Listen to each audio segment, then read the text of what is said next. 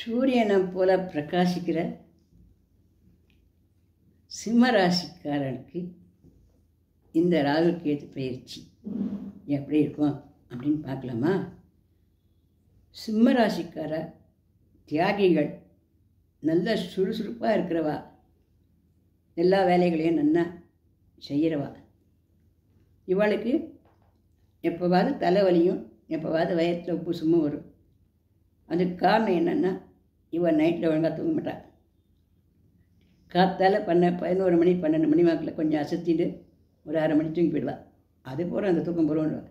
இந்த தூக்கம் சரியாக தூங்கணும், சாப்பாட்டை விலைக்கு சாப்பிடணும். இந்த ரெண்டையும் பண்ணால் போகும் சிம்மராசிக்காரர்களுக்கு. இவளுக்கு இப்போது நல்ல யோகமான காலம்தான்.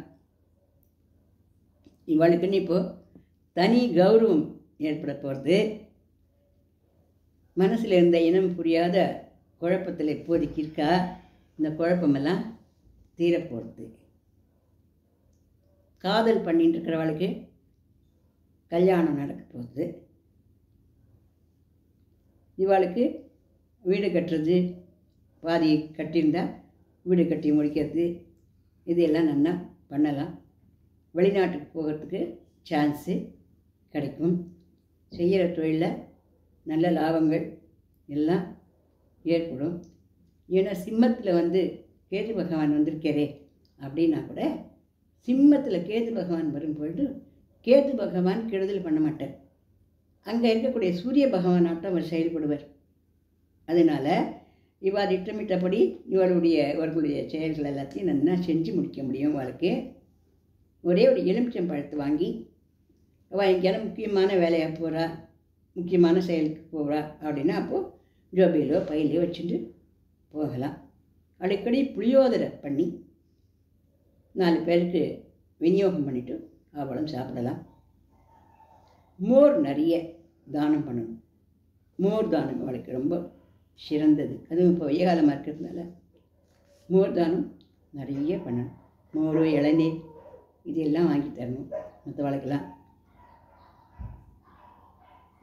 யாருக்கூடையும் ரொம்ப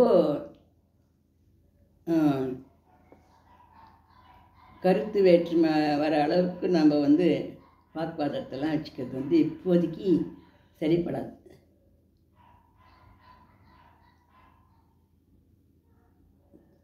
உளுந்தில் வடை பண்ணி அடிக்கடி சாப்பிடணும். என்னது ராகு பகவானுக்கு பிரீத்தி.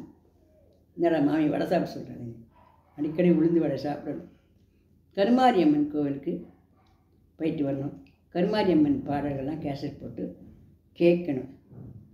ஸ்ரீரங்கத்துக்கு போய் அந்த பெருமாளை சேவிச்சுட்டு நிறைய பணங்காசு இருக்கிறவளாந்தாக்க எடைக்கு எடை நெல் கொடுத்துட்டு வரலாம். அவ்வளோ பணங்காசு இல்லாத வளர்ந்தால் நான் நெல் கொடுக்கலையே நல்லதாக நமக்கு அப்படி கவலைப்பட வேண்டாம். அந்த பெருமாளை போய் சேவிச்சுட்டு வரலாம். அல்லது ரங்கநாதர் படம் இருந்தால் வீட்டு சுவாமி சன்னதியில் வச்சு கையை கொடுக்கலாம். இதுவே போகும்.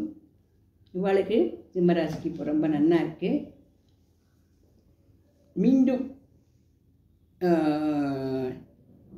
மலர்ந்து எழக்கூடிய டைம்.